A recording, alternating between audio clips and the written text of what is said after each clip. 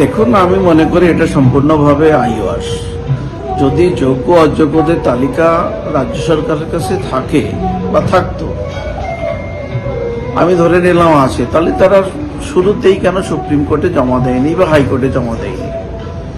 যাদের কাছ থেকে টাকা নিয়ে বসে আছে তৃণমূল কংগ্রেসের ক্যাডাররা, তারা অযোগ্য, তাদের আবার পরীক্ষায় বসিয়েছে।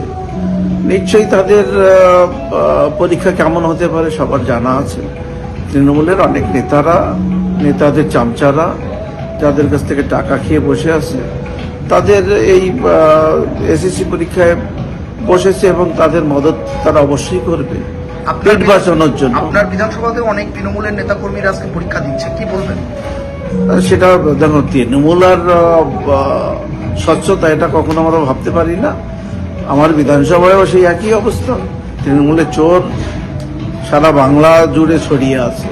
তো সেখানেও যারা পরীক্ষা দিচ্ছে তারা সব টাকা পয়সা দিয়েই চাকরি পেয়েছিল। অযোগ্য তাদের আবার পরীক্ষার সুযোগ দিয়েছে।